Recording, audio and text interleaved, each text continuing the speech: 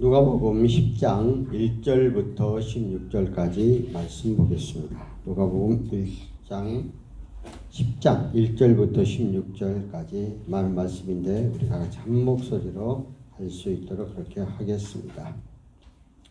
그 후에 주께서 따로 70인을 세우사 친히 가시려는 각 동네와 각 지역으로 들씩 없어 보내시며 이르시되 주시할 것은 많되 일꾼이 적으니 그러므로 주수하는 주인에게 청하여 주수할 일꾼을 보내주소서 하라. 할지어다 내가 너희의 보냄이 어린 양과 이리 가운데서 보낸과 같도다.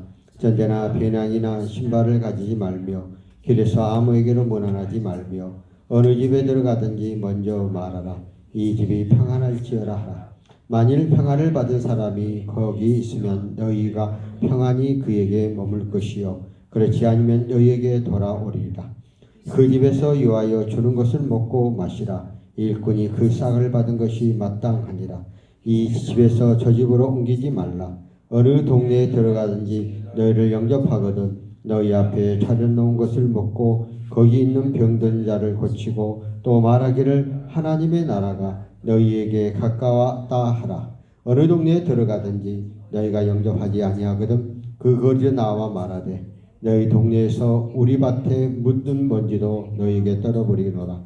그러나 하나님의 나라가 가까이 온 줄을 알라라.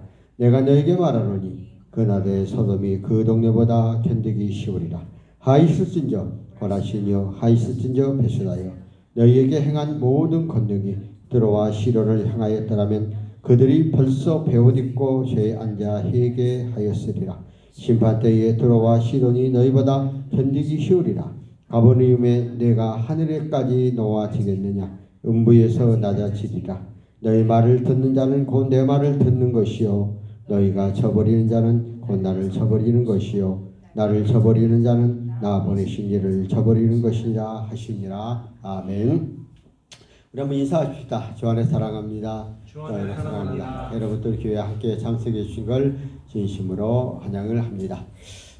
시간이 많이 가서 제가 기도하고 그냥 오늘 통성기도 안 하고 하겠습니다. 하나님 아버지 은혜를 감사합니다. 오늘도 이 시간 저희들을 불러주셔서 주 앞에 나와서 예배의 영광과 찬양 드리게 해주심을 감사합니다.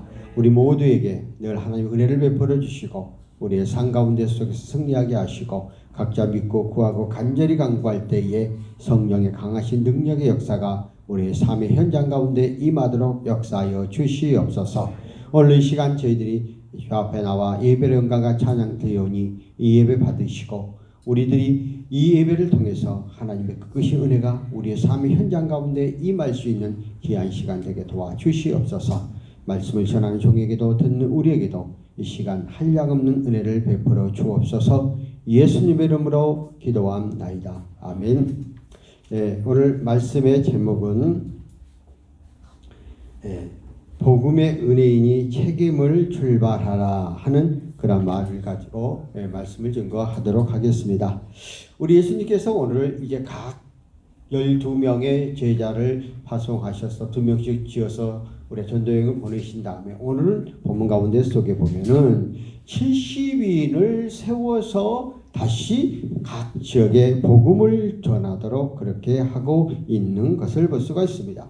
여기서 70인에 대한 것은 큰 의미가 있죠. 예수님이 12제자를 세우실 때도 12사도, 12지파와 이 상징적인 의미를 갖고 있고 또 70인이라는 것은 이스라엘의 장로들이 70장로 또 사내들의 공회원도 70명이었거든요. 그래서 어떻든 이 성경의 모든 흐름들을 보면은 비슷한 그런 가정 속에서 가고 있는 것을 볼 수가 있습니다. 그런데 오늘 너희들이 각 동네에 70일을 파송하면서 한 명씩까지 아니하고 2명씩 보냈다. 둘을 짝을 지어서 보냈다 하는 것을 볼 수 있습니다. 여기에서 큰 의미가 있습니다. 둘이서 짝을 지어서 가면 서로 힘이 되고 의지되어져 가는 것이죠. 그런데 오늘 우리의 삶 가운데 속에서 꼭 홀수가 있는 것에는 꼭 세 사람이 맞춰지질 않습니다. 그러다 보니 꼭 다툼과 분쟁이 이루어지죠. 그래서 두 사람은 그래도 마음이 맡겨서 한 사람이 부족한 부분을 늘 보충하면서 가도록. 그래서 복음을 전하는데 혼자 가는 것보다는 둘이 가서 함께하는. 그러니까 여러분들도 우리 복음의 대상이 있을 때에 나 혼자 가는 것보다는 언제나 또 그 사람과 가까운 사람과 짝을 지어서 가면 훨씬 더 부드러운 그런 결과를 초래하게 되어지는 것을 볼 수 있습니다. 그러니까 성경의 원리는 우리의 삶 가운데 속에서 막연하게 주어진 게 아니라 환경의 여건의 상황들을 잘 적용해서 가고 있는 그런 과정들이죠. 그런데요, 여러분 각 지역에 이사회들이 있어요. 이사회는 3579 홀수로 갑니다. 왜냐하면 이사회에서는 어떤 의사 결정을 해야 되기 때문에 짝수로 가고 똑같아지면 분쟁이 일어나기 때문에 언제든지 한 수가 많아야 되니까. 그러니까 결국 인간은 결국 짝으로 해서 가는 일은 자녀들도 있는데요. 이번 목요일 날 수요일 날이셨나요? 네. 하여튼 쉬는 날을 제가 이제 어느 우리 형제들 모임에 갔었어요. 그런데 이제 하여튼 저하고는 육촌 관계의 조카들이 왔어요. 그래서 3명이 자녀를 낳더라고. 그래서 내가 이야기를 하면서 이제 가운데가 남자고 위에 큰애고 밑에가 딸이야. 그래서 야, 그래도 이제 그 셋째 딸에게 야, 네가 맨날 그 집에서 어리고 너 혼자 다 그냥 형들이 시키지 누나가 시키지 그랬더니 아니에요. 우리 둘째가 양쪽에 큰애하고 막내가 둘째만 계속해서 공격해가지고 둘째가 힘들다. 이제 그런 얘기를 하다가 우스갯소리로 하는 건데 어쨌든 셋이 있으면 언제든지 갈라져요. 둘과 하나로. 그러나 둘은 언제나 짝을 지어서 간다는 거예요. 그래서 예수님께서 복음을 전하는 데도 있어서 이렇게 짝을 지어서 보내서 복음을 전할 수 있도록 했다. 그리고 계속해서 보니까 2절에 가면 이렇게 둘을 짝을 지어 70여 명을 예수님의 복음을 전하다 각 지역에 보면서 추수할 일꾼은 많은데 추수할 사람은 많은데 추수할 일꾼 거기에서 건져낼 사람이 대단히 적다. 이렇게 2절에 표현을 하고 있는 것을 볼 수가 있습니다.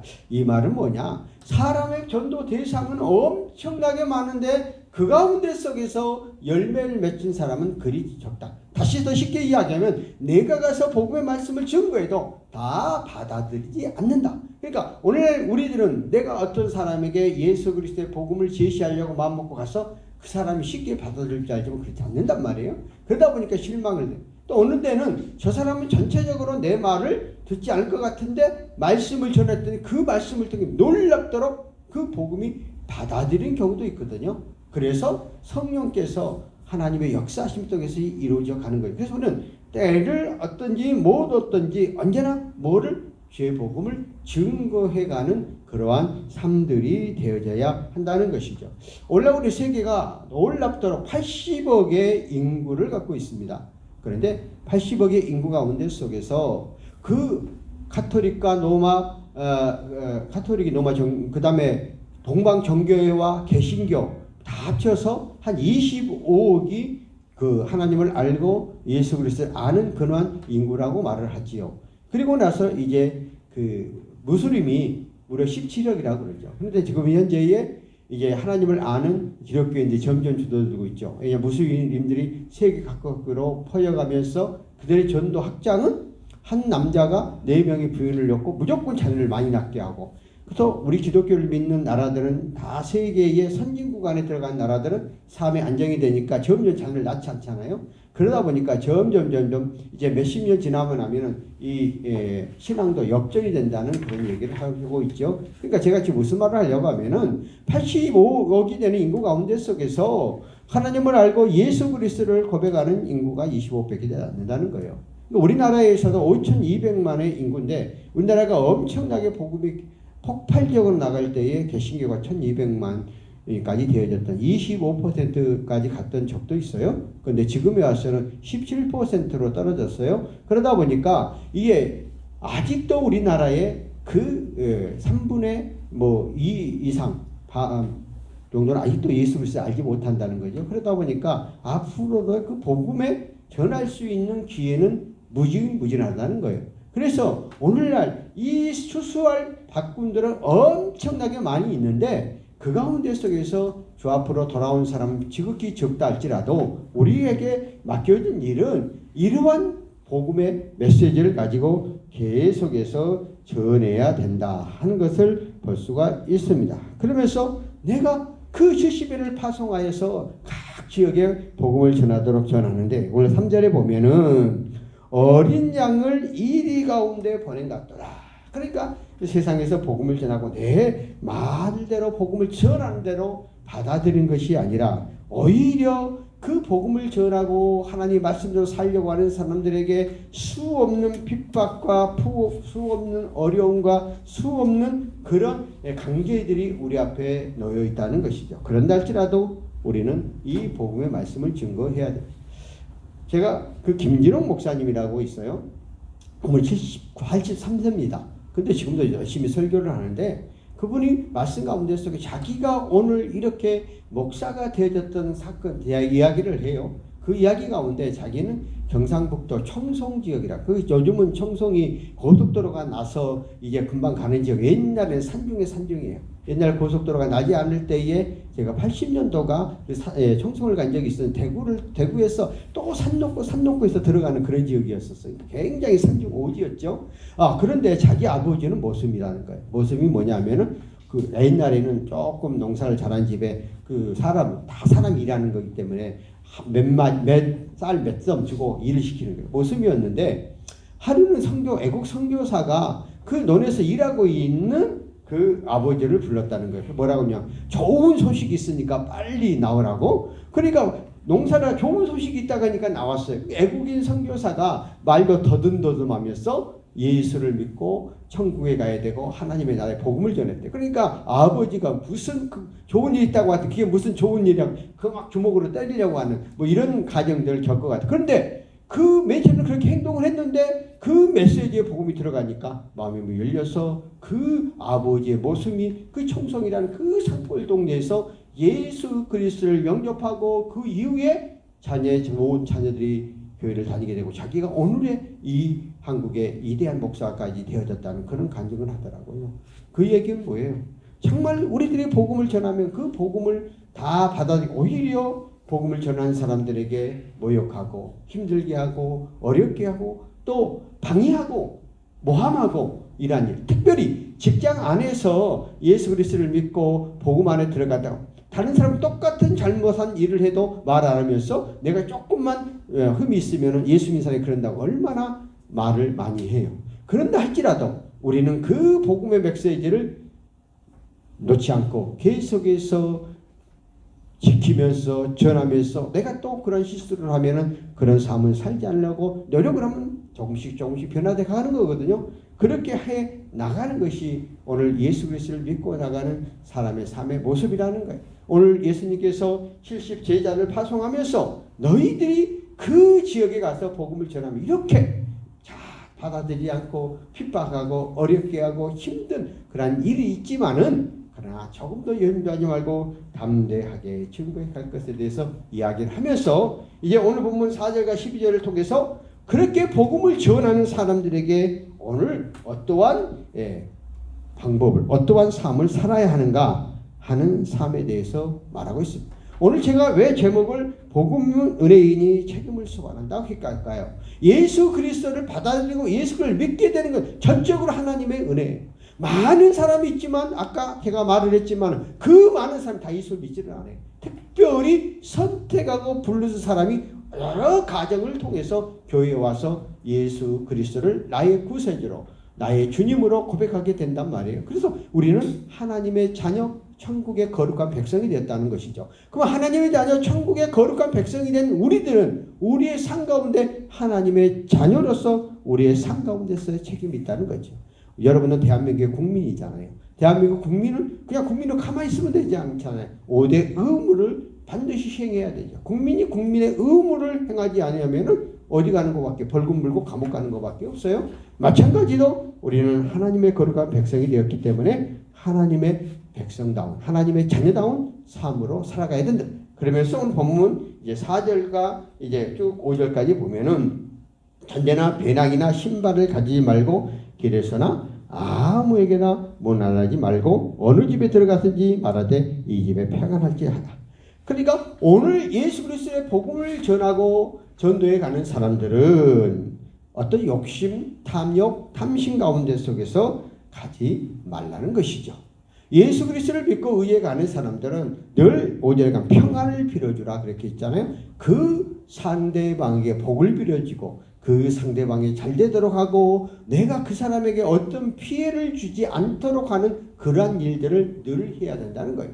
그래서 우리의 삶 가운데 속에서 예수 그리스도를 믿는 우리는 하나님의 자녀이기 때문에 하나님의 자녀다운 삶을 살도록 내가 스스로 노력하고 해야 된다. 그랬을 때 많은 사람들이 내가 어느 분 목사님, 어느 장로님, 어느 권사님, 어느 집사님 때문에 그분이 정말 하나님의 말씀대로 올바로 살려고 하고 다짐하고 또 생활 속에서 본을 보내죠 하고는 그 따라오게 된다는 것이죠. 그런데 예수 그리스도를 믿고 내가 전도하면서 전도하는 대상들에게 내 욕심과 내 탐욕과 내 탐심과 세상적인 똑같은 가치관 속에서 하나도 변화되지 않는 그런 삶과 그런 생활 속에서 가면 안 된다는 거예요. 그런 얘기를 하는 거예요. 내가 가서 복음을 전하게 되어지고 예수 그리스도에 내가 믿은 예수 그리스도를 전거하게 될 때 정말 어렵고 힘든 그런 부분들이 있고 오히려 핍박도 있는데 오히려 내가 더 희생과 헌신을 통해서 늘 그들의 축복을 빌어주고 그를 도와주고 그를 붙잡아 주라는 것이죠.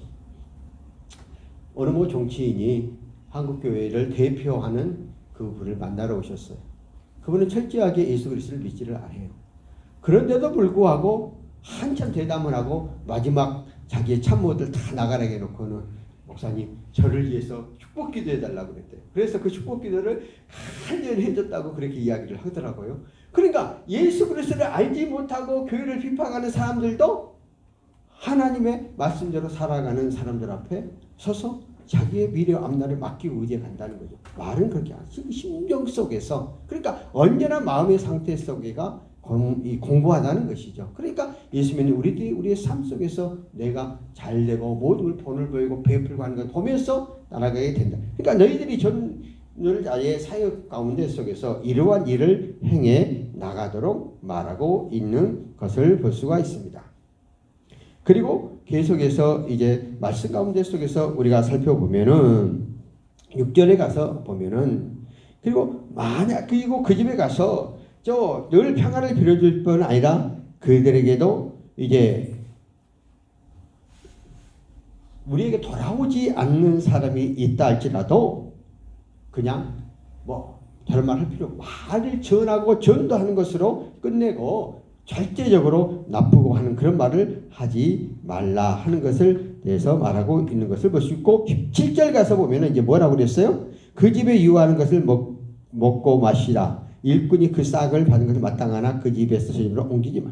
자, 먹는 음식 문제에 대해서 이야기. 그래서 어느 집에 방문하고 어느 가게 지금은 이 문화는 바깥 사 먹는 문화였지만은 옛날에는 그런 문화가 아니었고 어느 곳에 가면 또 특별히 우리나라도 마찬가지고 대접하는 그 문화들이 있었잖아요. 그래서 어떤 것들을 대접하면은 내가 안 먹는다 하지 말고 감사함으로 받아서 먹으라는 겁니다. 그런데 오늘날에 와서 가끔 가다 보면은 어떤 음식을 대접하면 나는 그걸 안 먹는다 뭐한다 이렇게 가려가지고 말하는 것이 있잖아요. 그러면 대접하는 사람들은 얼마나 부끄럽겠어요?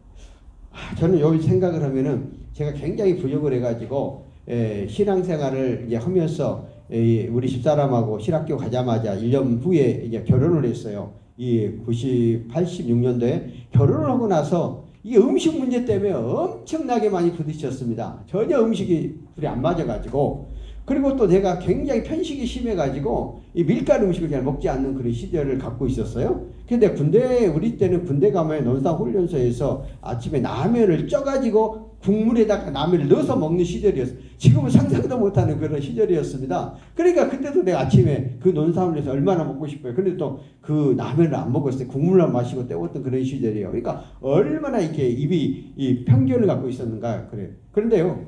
제가 87년도에 4학년 돼가지고요. 2학기 때에 갑자기요. 우리가 먹을 것이 없어졌어요. 그래서 그때 당시는 이렇게 쌀도 정부미 쌀을 먹었던 데였고 밀가루를 20kg 사가지고요. 그걸로서 우리가 한 달을 때운 적이 있어요. 그걸 6개월 했어요. 6개월. 그러니까 풀떼죽 써먹고 수제비 먹고 별거 다 먹은 거죠. 그때 우리 애가 태어나서 이제 돌도 아직 안 됐을 거예요. 그러니까 우리 집사람이 또 젖도 안 나와가지고 그 풀떼죽을 먹였던 그런 시절이 있었어요. 그러니까 내가 얼마나 방황을 했겠어요. 야, 이게 뭐하는 짓인가 하고 내 학교 다니면서 정말 방황을 많이 했습니다. 그런데 그러다 보니까 의지할 건 하나님밖에 없고 내가 바깥으로 날라면 막 가슴을 조이고 막 머리가 빠개지려고 막 눈이 아프고 막 그러니까 내 몸을 치니까 어쩔 수 없이 신학교를 다니면서 정말 6개월 동안 그 견뎌나갔어요. 근데요 그걸 지나고 나니까 그 이후부터요 먹는 것이 바뀌어졌어요. 아무것도 잘 먹어요. 여는 이제 음식 안 가리잖아요. 그러고 나서 내가 88년도에 3월달에 전부 순창으로 개척 나갔잖아요. 근데요 지금은 그렇지 않지만 그때 당시만 해도 신방문화였어요. 가기만 하면 대접하고 베푸고 하는 거예요. 근데 그때만 해도 전부 보리밥에다가 아주 그냥 아주 시골의 그 밥 있잖아요. 보리밥도 막 고복이라고 그래요. 엄청나게 담아가지고 주는 이런 시리얼이었어요. 근데 우리가 그때 당시에는 신방 먹기에 무조건 다 먹어야 된다 해서 그걸 다 먹어야 되는. 또 거기가 엄청나게 고구마가 많아가지고 맨날 고구마, 밤, 이런 것만 주는 이런 시절이었어요. 그러니까 신방 갈 때마다 전부 그런데요. 막 편히 갔다 하잖아요. 막 안고 막 그러잖아요. 시골이라. 그러면은 그때 비위가 상해서 그거를 겪어가지 않아서 못 먹었을 거예요. 근데 뭐 그때 내가 그거 옛날 생각하면 하나 이걸 다 바뀌어져가지고 모든 걸 다 먹을 수 있는 이런 삶으로 바뀌어져갖고 지금 어떤 음식도 안 가리고 다 먹습니다. 이제 이렇게 완전히 하나님이 바꿔놨어요. 그러니까 오늘도 가끔 가다가 이게 앉아서 이야기를 하다 보면은 오늘 시키다 보면은 뭐 안 먹는다, 뭐 먹는다, 막 이렇게 가려서 이야기하는 사람이 있어요. 물론 집에서는 그렇게 할 수 있겠지만은 밖에 나가서 그러면은 상당히 그 실례거든요. 그러다 보니까 그 대접하려고 하고 사준 사람의 입장에서는 굉장히 난해하는 그런 상황들이 도출하게 되어지는 거거든요. 그래서 어떤 음식이라도 먹고 마시고 하는 거에 대해서는 아주 다 열어놔야 돼. 그러니까 복음을 전하는 우리들은 내가 그 음식이 싫다 할지라도 대접하는 성의에 대해서 감사함으로 먹고 그렇게 하라는 거예요. 그러니까 이 복음을 전하도 다닐 때에 각 동네마다 집집마다 다닐 때에 상하라는 것이 다양성이 있잖아요. 다양성이 있기 때문에 여러 가지의 나에게 맞지 않은 그런 것들도 있을 거예요. 그래서 그것을 수용해서 가라 하는 것에 대해서 말하고 있고, 또한 내가 어느 집에 들어가서 있는데 아주 허름한 거야. 그런데 좋은 곳에서 대접한다 그러면 거기서 옮기지 말고 처음 갔던 그곳에서 머물러 가라 하는 거예요. 그러니까 오늘 우리에게 주어진 교훈이 뭘까? 하나님의 복음의 말씀을 증거하면서 내가 어느 곳에 가서 처음 모든 복음 메시지가 증거되었다면 그것에 거기서 열매를 맺어야 되는데, 오늘날 지극히 이기적이어서 여기보다 조금만 환경이 좋으면 금세 옮기시잖아요. 내가 또 우리의 목회자들을 보면서 안타까움, 또 우리 전도사들, 목사님들 안타까운 것은 그런 거. 내가 좀 강의를 하면서 늘 그런 말을 하는데, 너희들이 믿음으로 심고 손에 넣다 나중에 가면 다 갚아주는데 이기적으로 하지 말라. 근데 여기서 좀 사역을 하다가 다른 데가 좋다고 하면 그냥 임기도 안 끝났는데 그 마무리도 안 하고 가지 않아요. 어떤 것에 대해서 마무리를 해야 되잖아요. 했으면 그 기간 동안에 12월 말까지 해서 모든 것을 마무리하고 옮겨가야 되는데 중간에 주면 딱 건드고 그냥 가버리는. 교회도 마찬가지고 사역하는 사람 마찬가지. 또 직장 다닐 때도 그렇게 하면 안 된다는 것이죠. 잠깐 내가 맡겨진 일이 있어요. 그럼 어떤 일이 있으면 그에 대해서 내가 마무리하고 다른 데로 옮겨가야지. 중간에 줬다가 딱 중간 놔둬버리고 가면 후임자들이 그거 이제 마무리해야 되는 이런. 그럼 얼마나 그 사람에 대해 욕을 하겠어요? 그러니까 이렇게 하지 말라는 거예요. 그러니까 어느 것이 갑자기 좋다고 해서 함부로 그냥 하지 말고 모든 것을 아름답게 마무리해서 가는 그런 삶으로 되어져라 하는 것을. 그리고 반드시 일꾼은 그 싹을 준다. 반드시 내가 일하고 심는데도 거두게 하신 하나님의 원리를 기억하라. 내가 지금 물질과 시간과 정성을 투자를 했는데 당장 내가 그것이 나한테 맺히지 않는다 할지라도 하나님은 전체적으로 기억하고 있겠어요. 우리를 만드시고 우리를 창조하시고 우리를 주관하신 하나님이시기 때문에 내가 시간과 물질과 모든 마음을 투자해서 해놓았던 것들이 지금 당장 못 거린다 할지라도 나중 가면 다 걷게 합니다. 하나님 앞에는 절대적으로 공짜가 없습니다. 심는데도 거두게 하시는 하나님이 우리의 삶의 원리를 잘 기억하고 나가는 저와 여러분들이 되어졌으면 좋겠습니다. 계속해서 환영하는 자들에게 준비된 축복, 그리고 8절과 9절에 이렇게 말했어. 어느 동네에 들어가더니 너희가 영접한 너희 앞에 차려놓은 것을 먹고 거기에 병든 자들 고치고 또 말하기를 하나님의 나라가 너희에 가까이 왔다 하라. 그래서 가서 영접하고 거기서 주는 음식을 먹고 그들의 축복.